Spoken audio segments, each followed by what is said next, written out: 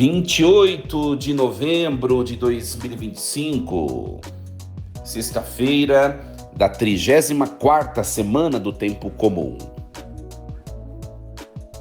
Meus queridos filhos e filhas, queridos seguidores de minhas redes sociais, muito bom dia, sextou, que alegria, vos saúdo com a paz de Jesus, sexta-feira, né, minha gente, o nosso espírito se alegra, fim de semana chegou, convivência com os amigos, familiares, louvado seja Deus.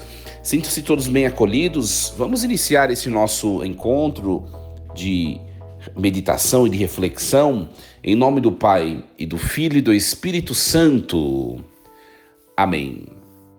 Leitura da profecia de Daniel, capítulo 7, versículos do 2 ao 14. Eu, Daniel, tive uma visão durante a noite. Eis que os 4 ventos do céu revolviam o vasto mar, e 4 grandes animais, diferentes uns dos outros, emergiam do mar. O primeiro era semelhante a um leão, e tinha asas de águia. Ainda estava olhando, quando lhe foram arrancadas as asas. Ele foi erguido da terra e posto de pé como um homem, e foi-lhe dado um coração de homem. Eis que surgiu outro animal, o segundo, semelhante a um urso, que estava erguido pela metade e tinha 3 costelas nas fauces, entre os dentes. Ouvia-se dizer: "Vamos, come mais carne." Continuei a olhar e eis que assomou outro animal, semelhante a um leopardo, e tinha no dorso 4 asas de ave, e havia no animal 4 cabeças, e foi-lhe dado poder. Depois eu insistia em minha visão noturna, e eis que apareceu o 4º animal, terrível, estranho e extremamente forte, com suas dentuças de ferro, tudo devorava e triturava.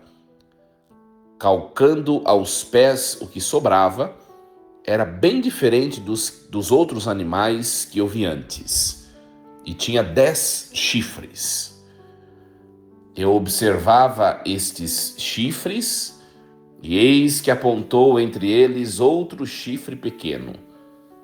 E em compensação, foram arrancados 3 dos primeiros chifres. E eis que neste chifre pequeno havia uns olhos como olhos de homem, e uma boca que fazia ouvir uma fala muito forte. Eu continuava olhando até que foram colocados uns tronos, e um ancião de muitos dias aí tomou o lugar. Sua veste era branca como neve, e os cabelos da cabeça como lã pura. Seu trono eram chamas de fogo, e as rodas do trono como fogo em brasa. Derramava-se aí um rio de fogo que nascia diante dele. Serviam-no milhares de milhares, e milhões de milhões assistiam-no ao trono. Foi instalado o tribunal e os livros foram abertos. Eu estava olhando para o lado das palavras fortes que o mencionado chifre fazia ouvir, quando percebi que o animal tinha sido morto, e vi que seu corpo fora feito em pedaços e tinha sido entregue ao fogo para queimar. Percebi também que aos restantes animais foi-lhes tirado o poder, sendo-lhes prolongada a vida por certo tempo. Continuei insistindo na visão noturna, e eis que entre as nuvens do céu vinha um como filho de homem, aproximando-se do ancião de muitos dias, e foi conduzido à sua presença. Foram-lhe dados poder, glória e realeza, e todos os povos, nações e línguas o serviam. Seu poder é um poder eterno, que não lhe será tirado, e seu reino, um reino que não se dissolverá. Palavra do Senhor. Graças a Deus. Muito bem, minha gente. Olha, hoje nós estamos ao longo da semana toda ouvindo o livro de Daniel, que é um livro, é uma obra profética, apocalíptica, né? De gênero apocalíptico, né? Então, eu sempre falo, os textos com conteúdo apocalípticos precisam ser bem estudados e interpretados, porque senão a gente faz uma miscelânea, né, gente? Uma mistureba, a gente às vezes vem elementos interpretativos de outras religiões que acabam interpretando errado. Então precisa ter bastante cuidado, né? Então, primeiramente, é sempre importante retomar o contexto do livro de Daniel, tá? Minha gente, o livro de Daniel, ele foi escrito no século II a.C., tá? Eu já expliquei para vocês que ao longo da história do povo de Israel, sempre teve em paralelo ao povo de Israel um império forte que acabava por se tornar uma ameaça a Israel, né? Primeiro foi a Assíria, né? O Império Assírio. Depois da Assíria veio a Babilônia. A Assíria, no século VIII a.C., mais ou menos. A Babilônia no século VI a.C. Depois da Babilônia, no século VIII, no século V, IV, a Pérsia, depois da Babilônia. E depois, do século III, II e I, a Pérsia, a Grécia, perdão.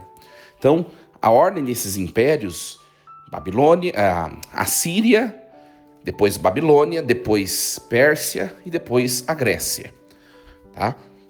Grécia não era uma constituição imperial, né? A gente fala Grécia, mas sobretudo o império que chamava Seleucida, que era o império grego, tá? Foi nessa época que o escritor do texto de Daniel viveu, no segundo século antes de Cristo, na época do Império Seleucida. Estava reinando neste império pagão, Seleucida, o rei Antíoco IV Epífanes. E este rei, a jurisdição ali de Israel, onde estava o antigo povo de Deus, estava dentro do Império Seleucida. Então, o império começou a perseguir os judeus, né? E querendo obrigar os judeus a abandonar a fé antiga, né? A deixar as práticas judaicas de lado, a queimar a escritura e a começar a adorar deuses gregos falsos, né? Enfim, era esse o contexto. Então, o escritor do livro de Daniel, ele escreve o seu livro, só que a narrativa do livro ela não diz respeito ao hoje que eles estão vivendo. Qual que é o objetivo do livro, né? O escritor é como se ele dissesse assim: pessoal, presta bem atenção. Eu vou narrar uma história para vocês que vocês vão perceber que a nossa nação já passou por tudo aquilo que nós estamos passando agora, né? Nós estamos no século II, mas a nossa nação já viveu essa opressão lá no século VI a.C., quando o império era a Babilônia. É aí que ele vai escrever o livro de Daniel, né, descrevendo a experiência de um homem que se chama Daniel, que viveu lá na época da Babilônia.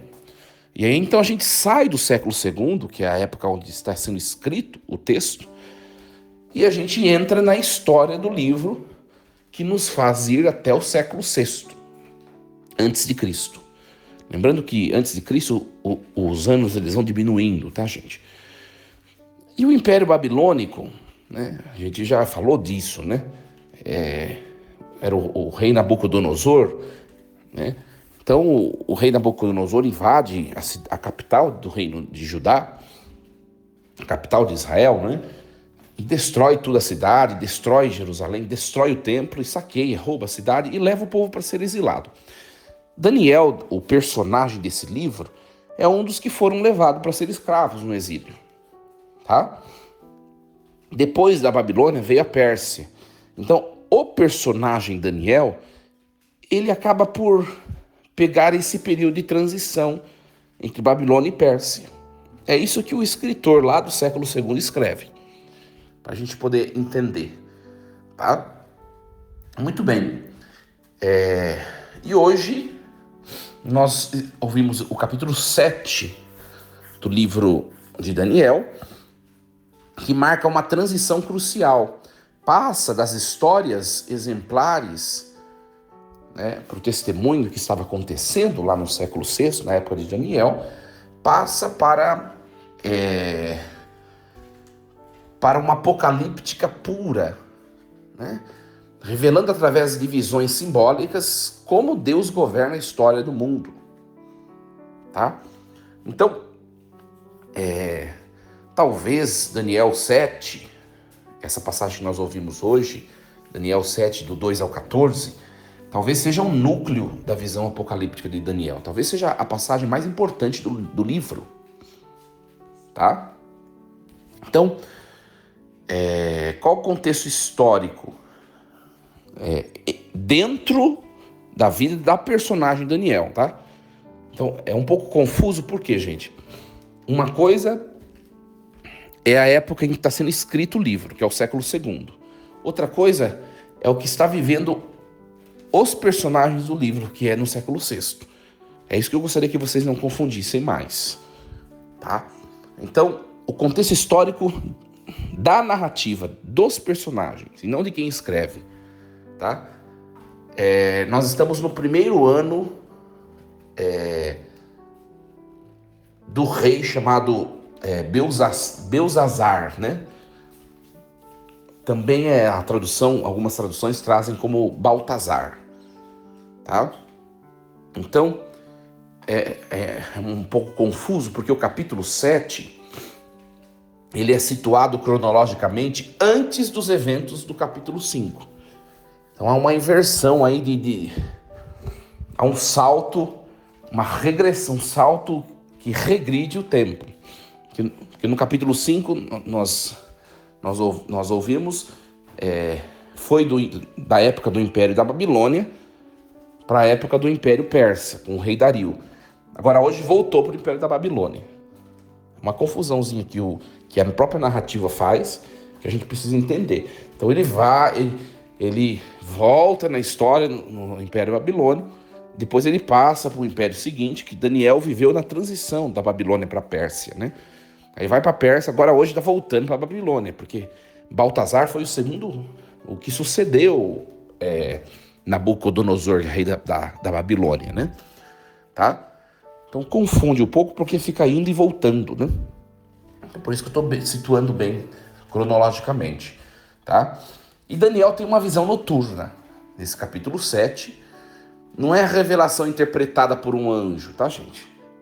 A visão ela é pura de símbolos que demandam interpretação, tá? Então nós vamos dividir hoje, para a nossa interpretação, em 3 partes.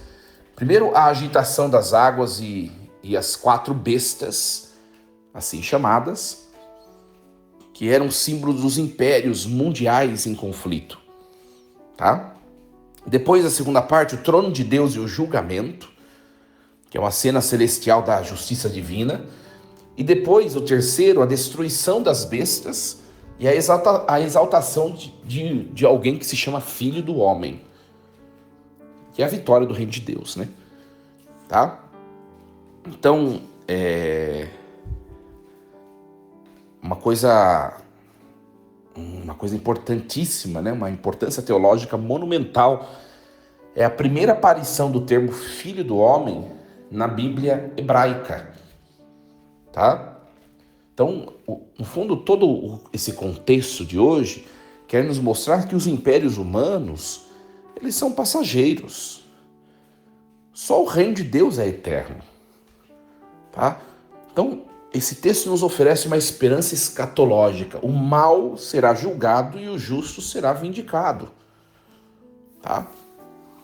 E depois Jesus ele vai tomar esse título que surge no Antigo Testamento, que nós ouvimos hoje, de Filho do Homem, ele vai tomar para ele.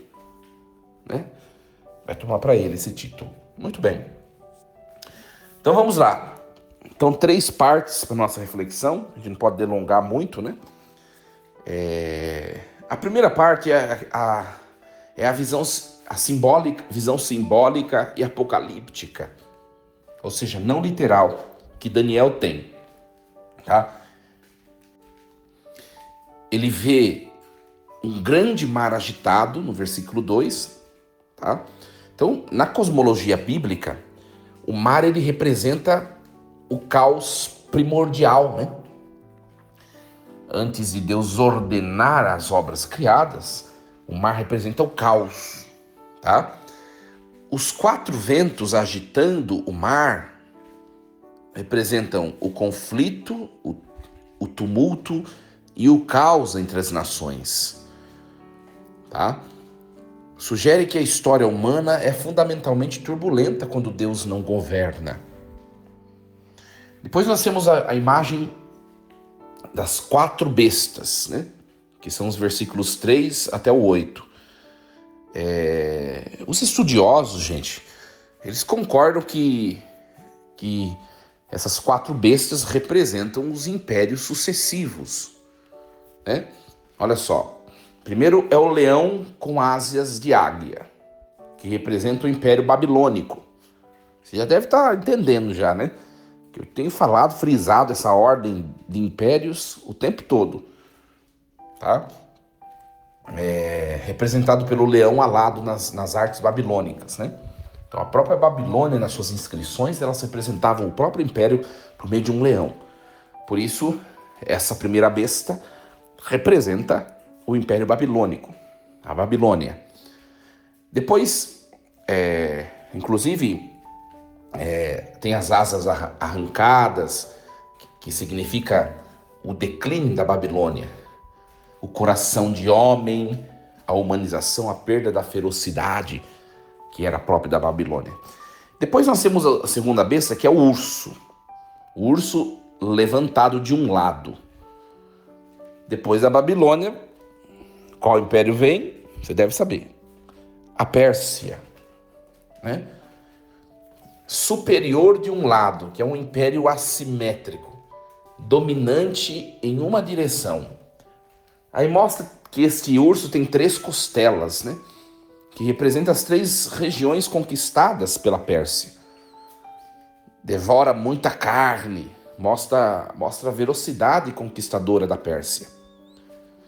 Depois nós temos a terceira besta, que é um leopardo com 4 asas e 4 cabeças. Qual é o império que vem depois da Pérsia? A Grécia, gente. O Império Grego, que começa lá em Alexandre Magno. Eu expliquei para vocês, não foi nessa semana, na outra semana, né? Quando nós estávamos estudando, refletindo sobre Macabeus. O Império Grego começa lá em Alexandre Magno. Depois o reino de Alexandre Magno vai se dividir, e aí nós vamos ter vários reinos que são as divisões do Império de Alexandre Magno. Dentre os reinos divididos, aí tem o reino Seleucida, onde fica a jurisdição de Israel, tá? Mas o Império Grego de Alexandre Magno, tá? Então, o leopardo, que significa o Império Grego, ele representa a agilidade, né? O leopardo é um animal cheio de agilidade, a rapidez das conquistas gregas. De fato, Alexandre Magno ou Alexandre o Grande conquistou rapidamente muitos territórios, né? 4 cabeças representam o quê? A divisão do império entre as 4 generais após a morte de Alexandre. Então, quando Alexandre o Grande ou Alexandre Magno morre, 4 generais que eram próximos dele acabam se rivalizando e dividindo o império entre eles, tá? Por isso 4 cabeças. Depois 4 asas. A expansão extremamente rápida desses 4 reinos subdivididos de Alexandre Magno, tá? E por último a quarta besta, terrível e horrível, que representa o Império Seleucida. Então, na sucessão grega, depois, como acabei de explicar, de Alexandre Magno, o reino se divide, esses 4 generais dividem o território, e a parte que compreende Israel fica para um general que passa a se chamar Império Seleucida, que é essa quarta besta, tá? O Império Seleucida. Então, nós vemos aqui, é claro que não é só a Palestina, tá, gente? O Império Seleucida é a Palestina e a Síria, em termos de território, antiga Síria, tá? Então tem dentes de ferro que despedaça, ou seja, crueldade extrema esse império. 10 chifres, que representa a sucessão dos reis seleucidas. Depois tem o chifre pequeno que cresce. O chifre pequeno que cresce é o rei Antíoco IV Epífanes, o rei que está vigente quando o livro de Daniel é escrito, tá? Então, o perseguidor direto da comunidade de Daniel, tá? Os olhos são como olhos de homem, boca que falava coisas arrogantes. Então, Antíoco IV, ele exalta a si mesmo como Deus. Literalmente, Antíoco Epífanes, Antíoco o manifestado como Deus, tá?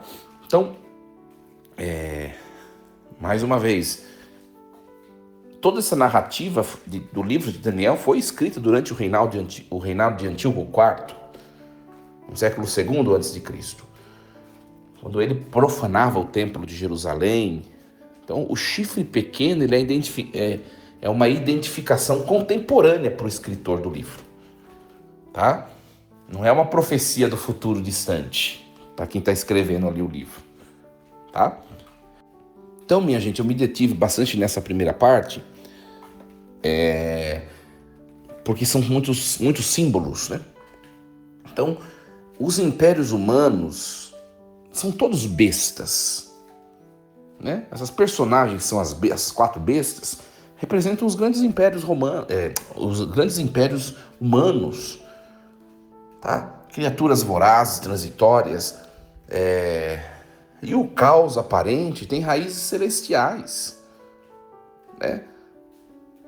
Então, nós vemos aqui até mesmo o pior e mais agressivo de todos os impérios, ele é limitado, né?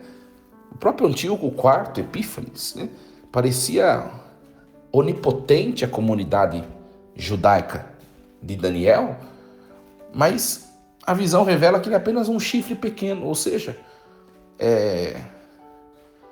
alguém insignificante diante de Deus. Então, a arrogância religiosa é o pior pecado. O próprio texto diz que o chifre pequeno fala coisas arrogantes. Ou seja, Antíoco ele reclama para si o direito de ser Deus, tá? Depois nós temos a segunda parte, que são os versículos do 9 ao 10, que é o trono de Deus e o julgamento celestial. Então a cena, dramaticamente, a cena muda de caos terrestre para a ordem celestial. É uma corte de julgamento cósmico, né? Aí aparecem mais algumas personagens. O ancião de muitos dias, tá? Que quem é este? Qual é a representação de quem? É a representação de Deus. né? Hoje, numa tradição cristã, nós diríamos que é a representação de Deus Pai. Então, o ancião de muitos dias é a descrição de Deus em sua majestade transcendente.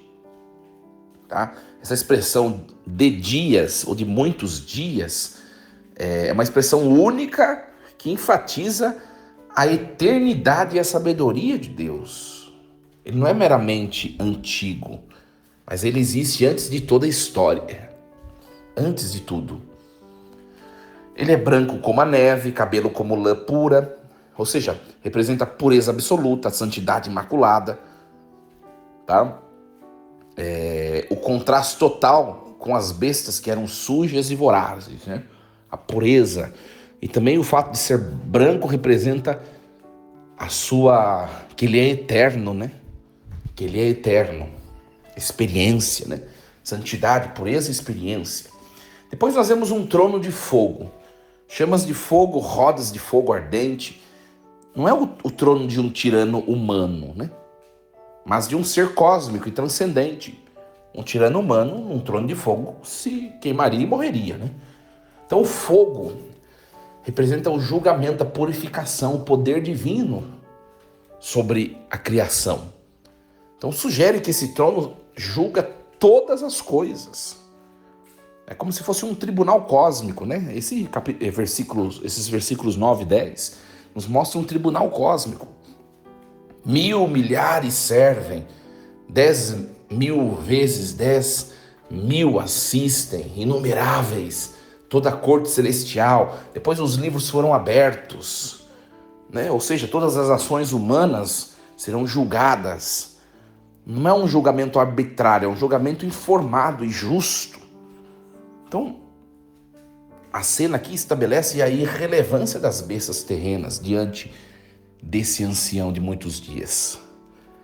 Essas bestas que pareciam tão poderosas, perto do ancião de muitos dias, elas são ínfimas, pequenas. A certeza do julgamento, a justiça de Deus. Muito bem. Então nós vemos aqui que mesmo nos acontecimentos do mundo que parecem Deus se ausentar, Deus ele está presidindo a história, gente, e não os impérios humanos. Né? É só nós olharmos a história de tantos desses impérios que eram impérios poderosíssimos. Nossa, Alexandre Magno, por exemplo, o Império Grego, que é o último, um território vastíssimo. Não sobrou nada, gente.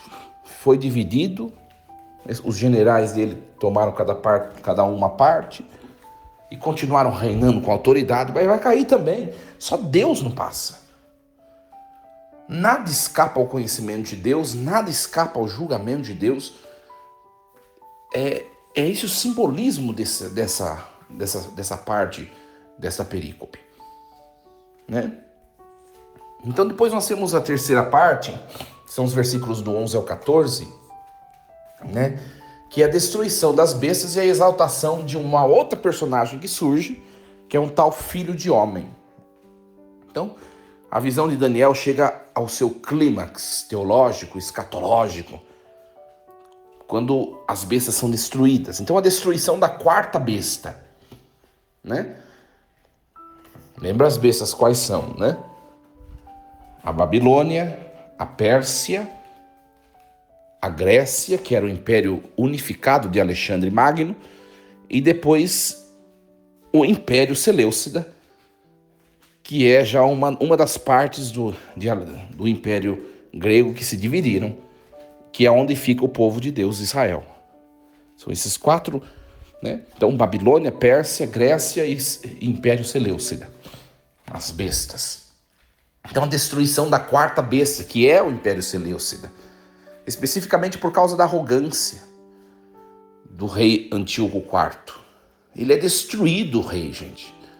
E não por força militar, mas pela sentença do tribunal celestial. Né? O corpo, aqui o texto nos apresenta, o corpo é destruído, entregue para ser queimado no fogo. Ou seja, a condenação total, a aniquilação total. É uma morte não apenas física, mas uma morte cósmica, definitiva. Né? E o destino das outras bestas, né? não são destruídas, mas o seu poder é removido, né? Nós sabemos que a Babilônia, depois a Pérsia, depois a Grécia, né? São poderes que vão sendo removidos e substituídos pelo poder seguinte, né? Então, seguem existindo, mas sem autoridade.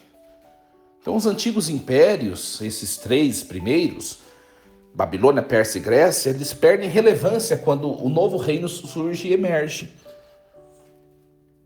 E aí nós vemos que vem um tal filho do homem, que aparece nas nuvens, né?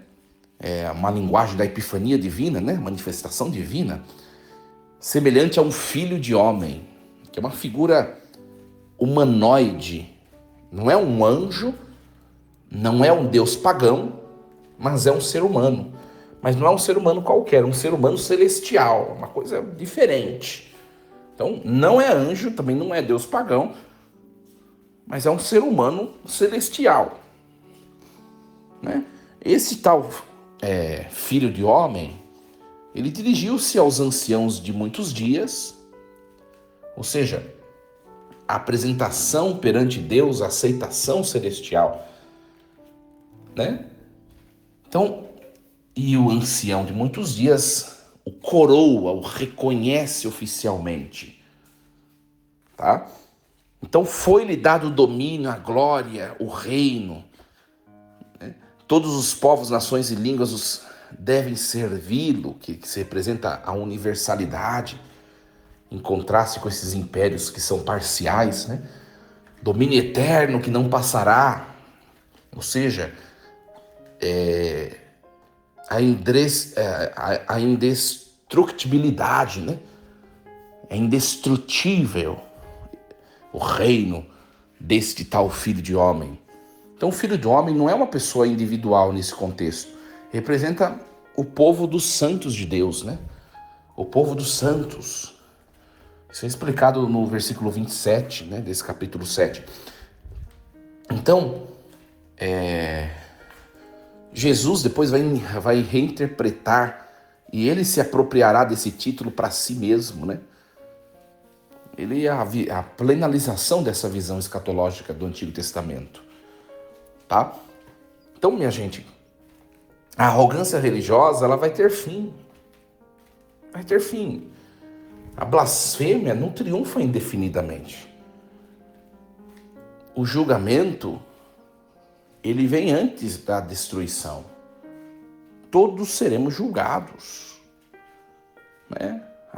A sentença celestial será executada. O novo reino é radicalmente diferente, dado por Deus, né? Então, tem muita coisa que a gente podia falar desse texto, o tempo já delonga, não vai dar tempo. Vocês estão percebendo que ao longo da semana inteirinha as reflexões acabaram sendo mais compridas. Por quê? Porque são textos difíceis, né, gente? São textos difíceis. Mas uma mensagem importante dessa perícope, Daniel 7, do 2 ao 14, é um texto de esperança revolucionária, escrito para as comunidades no pior momento da sua perseguição. A comunidade do escritor desse livro estava vivendo a perseguição acirrada do rei Antíoco IV. É uma mensagem de esperança. Deus continua reinando dos céus, né? Esses impérios são bestas passageiras, transitórias, né? Os santos serão honrados. Então é para mim e para você também essa profecia, né? Esta mensagem desse texto, né, gente? Deus, ele está a velar por nós. Deus nunca abandonou o seu povo. Nunca abandonou o seu povo. Então é uma mensagem muito bonita, né? Essa visão de Daniel 7, uma resposta profética a uma pergunta que ecoa ao longo da história. Se Deus existe, por que o mal prospera? A resposta é revolucionária. Deus não nega o mal. Deus o vê, registra-o, julga-o e no fim vai destruí-lo. Mas tem essa etapa, né? Tem essas etapas a se cumprirem. O mal não terá a última palavra. Para um cristão que está sendo perseguido, oprimido, ou simplesmente cansado de ver a injustiça prosperar, é uma mensagem de plena esperança. Levanta os olhos para o trono cósmico. Deus preside. O ancião de muitos dias reina. O filho do homem, ele virá e vencerá. Alegria, minha gente. Que essa palavra possa nos confortar, nos animar, e que Deus possa continuar a reinar e cuidar da nossa vida, da nossa família, da nossa história. Vamos encerrar e amanhã nós retomamos com o programa Reflexão Diária, tá bom? Que Deus abençoe você, sua vida, sua família. Excelente sexta-feira, excelente fim de semana com muitas bênçãos por parte de Deus. Em nome do Pai, do Filho e do Espírito Santo. Amém. Força e coragem e lembremos sempre, Deus está no comando de tudo.